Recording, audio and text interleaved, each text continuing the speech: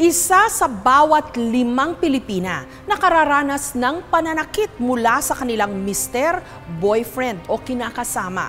Ayon sa survey ng NSO o ng National Statistics Office noong lamang nakaraang taon, masakit na realidad sa isang lipunan kung saan ang mga kababaihan malayo na ang narating sa pag-angat ng kanilang estado at kung saan ang isa pa rin sa mga pinakamatibay na institusyon, pamilya.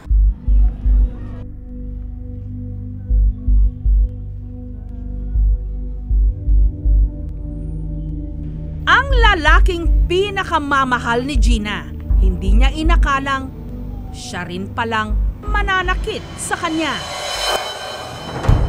Nitong Huwebes lang ng gabi, sa kainitan daw ng kanilang pagtatalong mag-asawa, si Gina binuhusan ng kanyang mister ng mainit na sabaw. Wakan po niya ako, sinabunutan po niya ako, wala pong choice, tumakbo po ako sa labas. Hindi raw nakapagtimpi si Gina, gumanti siya. Tumakbo po, binuhusan po niya ngayon. Tatakbo ako sa labas, nag-adala siya itak para habulin niya po ako. Kwento niya, 2 taon pa lang daw silang kasal nung una siyang saktan ng kanyang asawa. Nang dahil lang di mano sa hindi niya pag-igib ng tubig.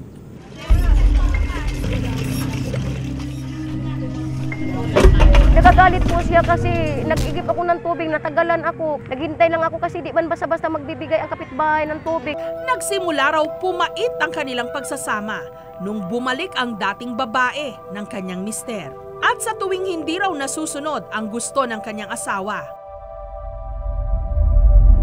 sigurado, bugbog sarado siya. 2004 po yun, may luma ako dito pa, kutsilyo na hinagi sa akin, lasing siya. Na may babae siya na pinapakilala, ito. Binuhos niya ng tubig po dito, banda-banda lugar dito, binuhos yung tubig sa akin, 2009 yun. Nitong Biyernes, inireklamo na ni Gina ang kanyang mister sa women's desk ng kanilang barangay.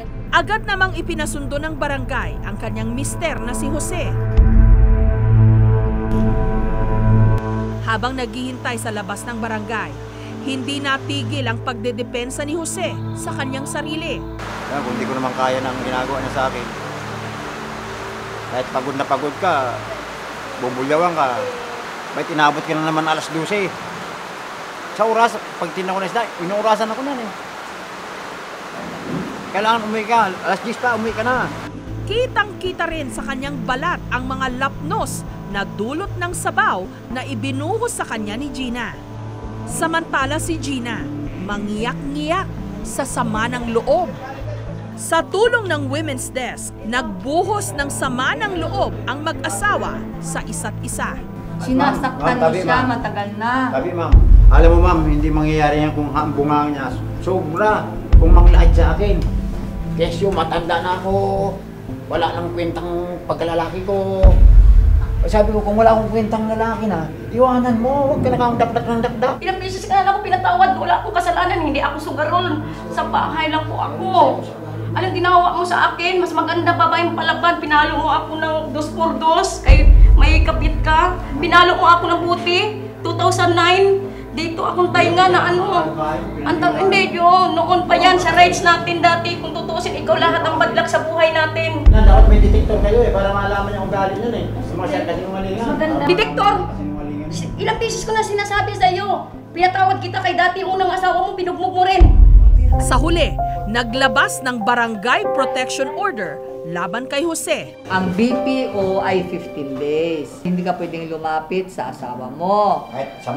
Kasi teka muna, makinig ka. Kasi yun ay protection namin yun na hindi mo na siya muling saktan. Sa utos ng barangay, sapilitang inabot ni Jose ang 200 pisong budget ng mag-ina para sa isang araw. Pero muntikan pang makaamba na naman ng suntok si Jose. Wala akong punang bukas oh. Oo, ganun sir.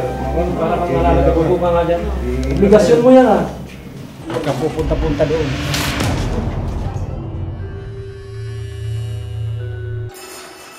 Ayon sa grupong Gabriela, Maraming mga babae ang napipilitang manahimik at magtiis sa pananakit ng kanilang asawa dahil sa takot na baka itigil din ng kanilang mister ang pagsustento sa kanila at ng kanilang mga anak. Ang ilang senyales daw na nasa isang abusive o abusadong relasyon ang isang tao kung madalas kang pagbantaang masaktan, palagi kang sinisigawan o ipinapahiya, nililimitahan o kinukontrol ang iyong bawat galaw, pati na ang paghawak sa pera. At kung ikaw mismo nakakaramdam na ng labis na takot sa iyong kabiyak.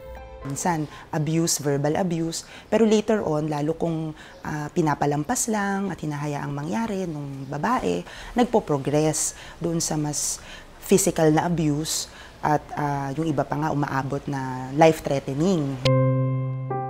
Halos 30 taon daw na nagtiis si Julieta sa piling ng lasinggero niyang asawa sa Cebu. 16 na taong gulang lang daw siya nung sila'y nagsimulang magsama.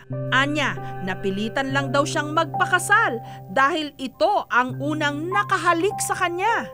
Siya ang nakauna sa akin, sa isip ko lang hanggang pagtanda na to. Kasi nakakahiya man pa ano. So ano nangyari? Doon nagsama kami, doon na nag-umpisa na talaga ang kalbaryo ng buhay ko. Mahigpit daw at sobrang seloso ang kanyang mister. Nung minsan nga raw siyang ginabi ng uwi, sinalubong na siya ng suntok. Tapos tinadyakan, bakit daw? Gabi na kaming umuwi, tapos yung nanay niya sinampal niya. Ang pagkakaroon daw niya ng cyst sa ovary noong 2005, ang nakita niyang oportunidad para tumakas. So ang ginawa ko, bumalik kami ng Cebu kasi magpapacheck up ako kasi ano na to. So hindi namin siya sinabihan na diretso na pala kami dito sa Maynila. Dala ko na yung apo ko at saka yung bunso kong anak. Nung nakasakay na ako ng barko, sus, para talaga ako ang nabunutan ng tinik. Kasi wala na hindi na kami niya mahabol, hindi na kami niya makita. Pero aminado si Julieta, maski halos 7 taon nang nakalilipas, taglay pa rin niya ang matinding trauma. Lalo pat magpahanggang ngayon, pinagbabantaan pa rin daw siya ng kanyang mister. Ang kanyang ikinatatakot sa linggong ito, kailangan niyang bumalik sa kanilang bahay sa Cebu para sa kasal ng kanilang pangatlong anak. Kahapon lang, bumiyahe na si Julieta papuntang Camotes Island sa Cebu. Pero bago dumiretso sa kanilang bahay, nagtungo muna siya sa barangay hall para humingi ng makakasamang mga tanod bilang proteksyon sa kanyang asawa. Nung nakarating sa dati nilang bahay, kitang-kita sa mukha ni Julieta ang kaba. Kumusta? Ang ganda ng bahay mo kumusta?